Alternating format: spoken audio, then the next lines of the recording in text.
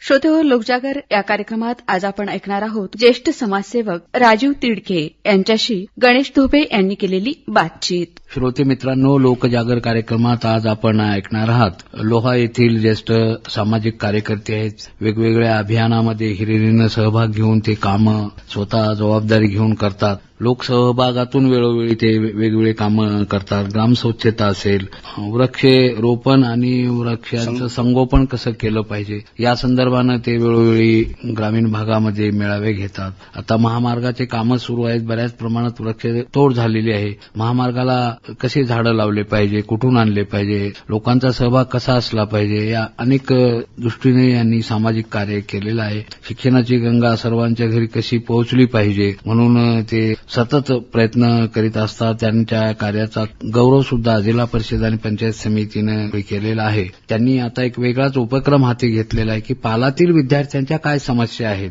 शिक्षण हे सार्वत्रिक मोफत आणि सक्तीचं शिक्षण वयाच्या 14 वर्षापर्यंत शासनानं ठरवलेलं धोरण असलं तरीही बरेचसे काही पालात राहणारे लोक आहेत. वस्ती शाळेवर जात नाहीत. लांब वस्ती असते त्यांची. ऊसतोड कामगाराची मुलं आहेत. वीटभट्टी कामगाराची मुलं आहेत. यांना मुख्य प्रवाहात आणायचं असेल, शिक्षण कसं दिलं पाहिजे, स्वतः जबाबदारी घेऊन काय कामं करतात, या सर्वांविषयी आज आपण त्यांच्याशी चर्चा करणार आहोत. पहिल्यांदा राजीव तिडके सरांचं या ठिकाणी आकाशवाणीच्या स्टुडिओमध्ये सर्व श्रोत्यांच्या वतीनं या ठिकाणी स्वागत करूया. नमस्कार सर. सर, तुम्ही गेल्या अनेक वर्षानं सामाजिक कार्य करताय. वेगवेगळ्या उपक्रमामध्ये शालेय उपक्रम असेल, ग्रामीण विकासाचा उपक्रम असेल. मध्यंतरी 2-4 वर्षापूर्वी तुम्ही ग्रामस्वच्छता अभियानात मोठ्या प्रमाणात तुम्ही सहभाग घेतला होता. तुम्ही म्हटलेलं सर बरोबर आहे. कारण ग्राम स्वच्छतेच्या बाबतीत चळवळ माझी खूप वर्षापासून आहे. म्हणजे 25 वर्षापेक्षा जास्त झाले. त्याच्यावर मी पुस्तक सुद्धा लिहिलं. एक इंग्रजी पुस्तक सुद्धा प्रकाशित झालेलं आहे, स्वच्छतेतून समृद्धीकडे. आणि त्याबरोबरच लोकसहभागातून शाळा डिजिटल असो, वृक्षारोपण, वृक्ष संगोपन, असे म्हणजे जिथं काही सामाजिक काम करता येईल त्या ठिकाणी काम करतोच. समजा आता लोकसहभागातून शाळेमध्ये काय काय कामं केले तुम्ही? लोकसहभागातून सर शाळेचं म्हणजे खूप कामं केले. भौतिक विकास, लोकसहभागातून शाळेला कंपाऊंड वॉल, 2 गेट बसवले. अजून म्हणजे शैक्षणिक साहित्य. बऱ्याच ठिकाणी जिल्हा परिषदच्या शाळेला काही तितकी जागा नसते किंवा वर्ग खोल्या कमी असतात किंवा संडास बाथरूमचा प्रश्न असतो. लोकसहभागातून घेतली का तुम्ही? आमदार साहेबांना आम्हाला बोर दिली सर. तिडके सर, आता मला सांगा की आता सध्या जे तुम्ही काम हाती घेतलेलं आहे, पालातील विद्यार्थ्यांच्या समस्याकडे असं तुम्ही कसे वळलात? सर, मी शाळा सुटल्याच्या नंतर घराकडे जात होतो तर नंदिनी नावाची एक मुलगी नालीच्या कडला गडबडा लोळत होती आणि आक्रोश करत होती, म्हणजे रडत होती. तिला कुठलं बेभान होऊन 8-9 वर्ष वयास. बर. मग ती म्हणजे बोलण्याच्या तर मनस्थिती नव्हतीच. मग मी आजूबाजूला पाहिलं तर 2 बाया रिकाम्या बॉटल लोकांनी पाणी पिऊन फेकून दिलेल्या. तर ते बॉटल वेचत असताना त्या बाया दिसल्या मला. आणि नक्कीच त्या बायाचा त्याचा संबंध असायला पाहिजे, त्यांचीच मुलगी असेल. म्हणून त्या बायाला विचारलो, बाबा ही तुमची मुलगी आहे का म्हटलं. तर त्यांनी म्हणले हो, मुलगीच आहे माझी. आणि लगेच मी प्रतिप्रश्न केला की बाबा मग शाळेला जाते का? शाळेत जाणारी मुलगी तर असं दुर्गंधीयुक्त नालीजवळ रडत लोळणं हे शक्यच नाही असं माझ्या अनुभवानं. आणि त्या अंदाजा खरा ठरला की ती शाळेत जात नव्हती. मी म्हणलं मग पाठवून द्या की आमच्या शाळेत. मग शाळा कुठं आहे काय नाही मी सांगितलं, बाबा शाळा ह्या ठिकाणी आहे. सर म्हणले आणि आम्हाला कोण शिकवायला शाळा? म्हणलं मी आहे की शिकवायला आमच्या लेकराला. मग तिला अजून खोलात चौकशी केली की बाबा अजून तुझ्याकडे काही लेकर आहेत का? त्या बाईला विचारलं तर तिनं म्हणले आहेत सर, 10-12 लेकर आहेत. तर मग कुठं आहेत काय नाही, त्याचे म्हणजे पालाची वस्ती कुठं आहे काय नाही विचारलो आणि त्या पालावर गेलो. तुम्ही गेले स्वतः? हा. आणि त्यांनी सांगितलेल्या टाइमला गेलो. 3-4 वेळेस गेलो तर त्यांची काही भेटच होईल, म्हणजे त्यांच्या पालकाची. पालक कुठं कामाला जायचे? सर, ते दिवस निघाला की कचरा वेचायला जातात. माय, त्याचे आई वडील पण दिवसभर. आणि पालावर कोण राहते? मग पालावर कोणीतरी एकदम खूप थकलेली म्हातारी वगैरे. पाल कुठं असतात? गावाच्या बाहेर? हा, ते बालाजी मंदिर म्हणजे चौकापासून जवळच आहे. लोह्याला जे चौक आहे की नाही त्या चौकापासून जवळच आहे. म्हणजे गावठांची जमीन असते तिथं थांबतात का? नाही. ते सर आता त्यांचं बघा, ते असं कुणाच्याही जमिनीमध्ये म्हणजे कुठेही बघा त्या मालकाची काकलूत करतात, हातापाया पडतात. आम्ही जेव्हा म्हणलं तेव्हा निघायला तयार आहोत, फक्त आम्हाला राहू द्या. आणि मग ते कोणतरी म्हणते बरं राहा, आम्हाला काही सध्या बांधकाम करायचं नाही, राहा काही दिवस. त्याची मागे लीगली पार्श्वभूमी त्यांनी म्हणजे चौकशी करूनच देणार ना. ही हो. निघतात का जेव्हा म्हणलं तेव्हा बालाजी मंदिरच्या जवळ चौकापासून एक अर्धा किलोमीटर. बर, कोणी पत्रकार वगैरे घेऊन गेलते का त्यांच्या घरी तुम्ही? पत्रकार होते, पण ते मी डिटेलमध्ये त्यांची चौकशी केली की गेल्या 25-30 वर्षापासून ते लोह्यात राहतात. एक विचार केला की ह्यांचं जीवन आणि त्यांनी वेळोवेळी त्यांना जागा बदलावी लागती. मी स्वतः सर माझ्या लग्नाच्या वेळी मी 2 वर्ष झोपडीत राहिलेला माणूस. ते झोपडी गळायची 10 ठिकाणाहून, खाली जमीन ओलसर राहायची आणि त्याचं ते मला अनुभव असल्यामुळे थोडं माझं अंतकरण त्या ठिकाणी कळवळलं की मला हे खूपच बेकार. म्हणजे माझी कंडिशन बरी होती, कारण निदान माझ्या घरची जागा तरी होती. मला यांना जागा सुद्धा हक्काची नाही. काय कसं जीवन जगत असतील काय नाही. मोठं वारं ऊन पाऊस आल्यानंतर ते पालामध्ये टिकलच का नाही माहित नाही. हो, पण सर म्हणजे आता त्या मुलांच्या शिक्षणाकडे लक्ष देत असताना माझ्या एक ध्यानात आलं की इतर मुलं हे पालातली मुलं आहेत म्हणून थोडं वेगळ्या नजरेनं आणि ह्यांना जे काही म्हणजे अधोगती व्हायली. आता ते सर त्यांची गुणवत्ता वाढावी म्हणून मी एक वेळेस आणि हे मध्ये मध्ये ह्यांना भंगार यायला म्हणजे जावंच वाटते ना, पैसा मिळते काहीतरी भंगार याच्यानंतर. एकदा मी पोलिसाला घेऊन गेलो की बाबा तुम्ही नियमित विद्यार्थी शाळेत पाठवा. आम्ही त्यांना लोकसभेतून ऑटो बांधून दिला आहे सगळं. म्हणजे काय त्यांना कुठलंच काही कमी नाही. शिक्षणासाठी म्हणजे आम्ही म्हणजे दत्तकच घेतलं, कुठलंच काही कमी पडणार. मग मध्ये हे डुम्मे आणू लागले शाळेला काही दिवस. मग पोलिसाला घेऊन जाऊन त्यांना सांगितलं. मग पुन्हा तिसरोडीत झाले, पुन्हा अजून काहीतरी अजून काही खाडे. मग त्याच्या हातापाया पडून मग म्हणलं बाबा की बाबा नियमित शाळेत पाठवा काही करून. कारण सर त्यांनी शिकले म्हणजे त्याचा आनंद मला जास्त होणार आहे, कारण मी शिक्षक आहो. माझं पहिलं काम आहे सर. पालं किती होते तिथं? तिथं मला वाटतं सर अंदाजे 100-1 तर पाला असतील. 100 कुटुंब असतील का? असतील. बरं, विद्यार्थी किती मिळाले तिथं?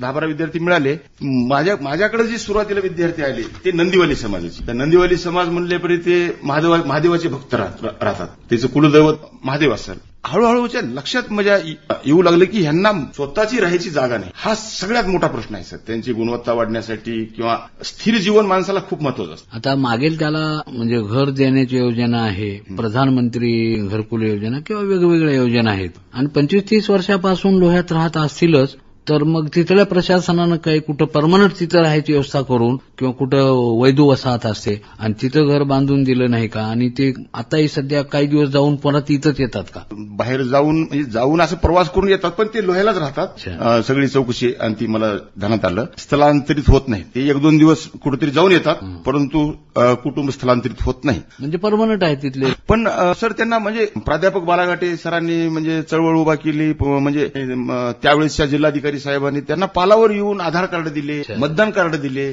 त्यांची अशी कंडिशन आहे की ते सर एखाद्या शाळेत समजा चुकून त्यांचा विद्यार्थी कोणाच्या शाळेमध्ये ऍडमिशन घेतलेला आहे, म्हणजे असं कुठून तरी आधार कार्ड दिलं म्हणजे शाळेत प्रवेश झाला असं काहीतरी. ते शिक्षकाला सुद्धा ते पालक म्हणजे इतके म्हणजे भित्री आहेत. त्यांना कुठं जाणं व्हायना, त्याला त्याचे हक्क कळणार, त्यांच्यात मागायची काही कुणाकडे मागायची त्याची हिंमत बी नाही. बरं, शिक्षणाविषयीची उदासीनता आहे, पण ते लहान मूल 5वी-6वीच्या वयात आलं की त्यांच्या हाताला कामाला येत. बरोबर, असा समज आहे का? कसं सर तुम्ही आताच म्हटलात की नाही त्यांना बांधकाम कोणी करून दिलं नाही का? शासनाच्या अनेक योजना असतील, नाही असं मी म्हणजे खूप योजना असतील. प्लॉट बी कुणाला द्यायच्या, प्लॉटच्या बी योजना खूप असतील, परंतु ह्यांना ते योजना काही कळणार, ते कुणाकडे जात नाहीत, समाज बी त्यांच्याकडे चांगल्या नजरेनं बघत नाही. मग आता सर ह्याच्यामध्ये दोष शासनाचा नाही किंवा जनतेचा नाही. बरं, त्यांना मुख्य प्रवाहात आणायची जबाबदारी ही समाजाची आहे. तिथं राहणाऱ्या समाजसेवकाची, पर्यायानं तुमची किंवा शिक्षण विभागात काम करणारी किंवा सर्व विभागात काम करणाऱ्या समाजातील घटकांची जबाबदारी आहे की उपेक्षितांना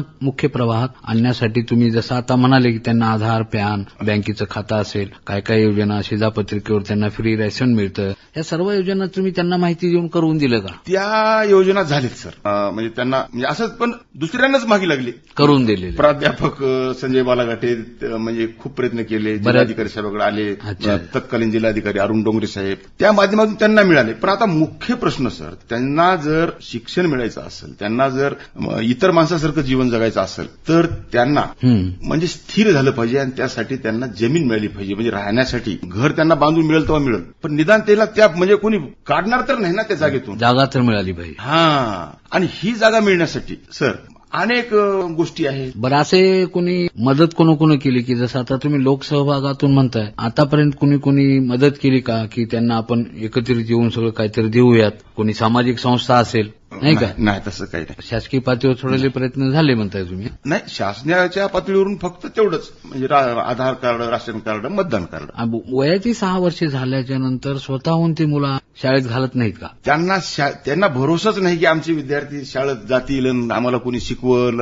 पण त्यांना तशी आवश्यकताच वाटत नाही. हां. त्यासाठी एक आपलं सर्वांचं कर्तव्य आहे म्हणून तुम्ही त्यासाठी प्रयत्न करताय. मग कसं आहे, आता गुणवत्ता कशी आहे, कोणकोणत्या वर्गात मुलं आहेत, किती आहेत मुलं? आता ते मुलं सर 1ली ते 3रीला आहेत. तुमच्या शाळेत आहेत का? हो, माझ्या शाळेत आहेत. मग दत्तक घेतले म्हणजे नेमकं तुम्ही जबाबदारी घेतली? जबाबदारी त्यांना घेतली. वही, पेना, ऑटोनं जाणं येणं, समजा ऑटोचा खर्च देते. ऑटोचा खर्च, त्याच्यानंतर ड्रेस वगैरे काही त्यांना ड्रेस सुद्धा आम्ही देतो. समजा म्हणजे लोकसभागातून पुष्कळ लोक द्यायला तयार असतात. मध्यान्ह भोजनाची व्यवस्था आहे. आहे. ड्रेस तुम्ही देताय, शालेय साहित्य देताय, रिक्षा पण तुम्ही लावून दिलेलं आहे, म्हणजे लोकसभागातून आहे. किती लोकांनी असं मदत केली तुम्हाला? स्वतःहून काही म्हणजे वह्या, पेना वगैरे देतात. 2 माणसांनी सर कुणी डिजिटल पाट्या दिल्या, एक नगरसेविका आहेत, एका महिन्याचं ऑटोचं भाडं दिलं. बरं, असं आहे की कुठले आमदार, खासदार यांच्याकडे हे प्रश्न घेऊन जर गेलं, आपल्या भागातील तुमचे आमदार असतील, खासदार असतील, यांच्याकडे हे जे प्रश्न मांडला असेल तर त्यांनी काय मदत केली त्यांच्यासाठी शासनाच्या वतीनं? किंवा हा चांगला प्रश्न आहे की महाराष्ट्रातील सर्व जे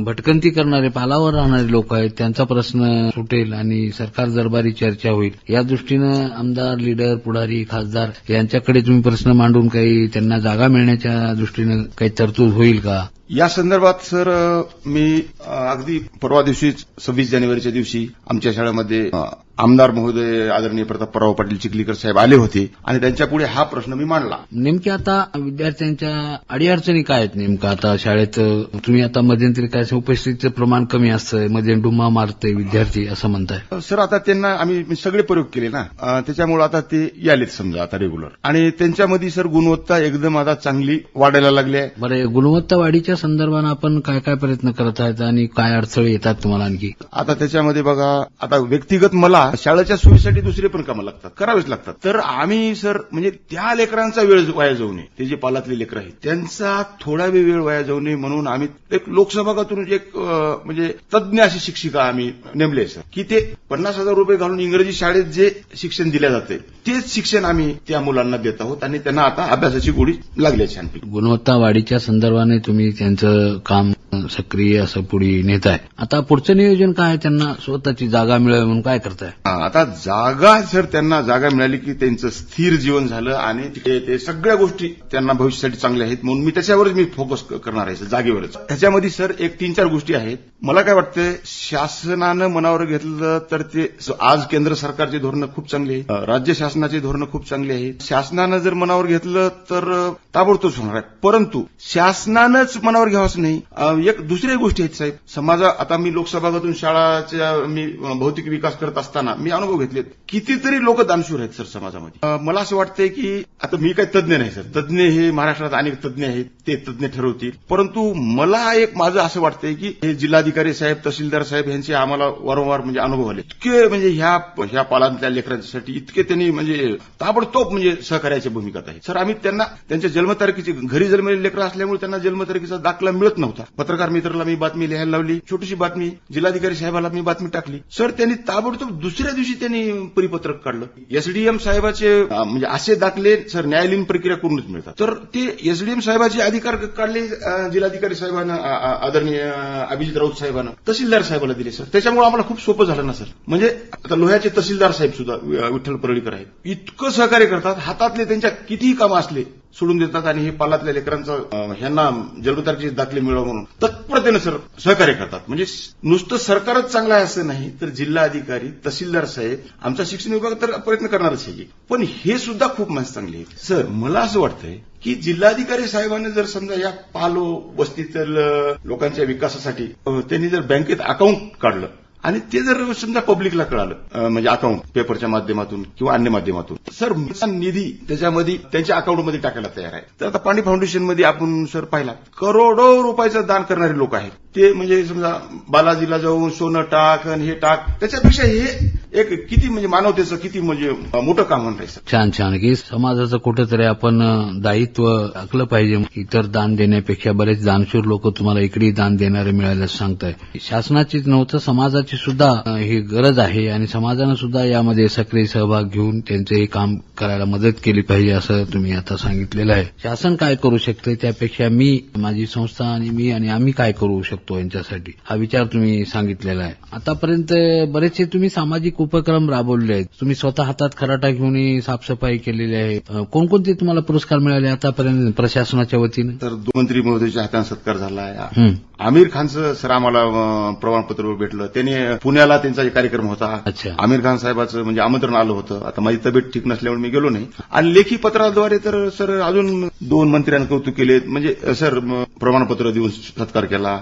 लोकांचा प्रतिसाद कसा आहे? नोकरी सांभाळून शैक्षणिक कार्यात तुम्ही आहेत हे सर्व सांभाळून सुद्धा सामाजिक उपक्रम स्वतःहून करताय. तुमच्यावर कोणीही काही कंपल्सन केलं नसताना सुद्धा की तुमची एक चळवळ आहे स्वतः एक समाजासाठी आपण काहीतरी केलं पाहिजे म्हणून. काय सांगा वाटतं लोकांना तुम्हाला? सर मला काय वाटतंय सर शासनानं एक असा थोडा प्रयत्न जर केला तर 40-40 एकर 50-50 एकर जमीन आहे. त्यांना जर त्यांनी जे 1-2 एकर जर जमीन दान करणारे निघतात सर. आणि त्यांच्यामुळे त्यांच्या कुणाचा त्या ज्याला पाहिजे ते त्या नगराला नाव द्यायचं किंवा जे दानशूर आहे त्याचा किंवा त्याच्या आवडीचा पुतळा मध्ये बांधायचा. म्हणजे असे जनता जर एक झाली तर एक नवीन म्हणजे चांगल्या गोष्टी वेगानं होतात. शासनाच्या वतीनं ज्या गावामध्ये गायरान मोठ्या प्रमाणात आहे सरकारी जमीन तशी जमीन त्यांना देऊन घरं बांधून दिले पाहिजे अशासाठी तुम्ही प्रयत्न करताय. छान. तुमच्या सामाजिक कार्याची ओळख श्रोत्यांना करून दिली. सर्व श्रोत्यांच्या वतीने मी आपले आभार व्यक्त करतो. धन्यवाद. आताच आपण ज्येष्ठ समाजसेवक राजीव तिडके यांच्याशी गणेश धुबे यांनी केलेली बातचीत ऐकलीत. तेव्हा आता आजचा लोकजागर हा कार्यक्रम आम्ही आता येथे समाप्त करीत आहोत. पुन्हा भेटूया लोकजागर या कार्यक्रमात. तोपर्यंत नमस्कार.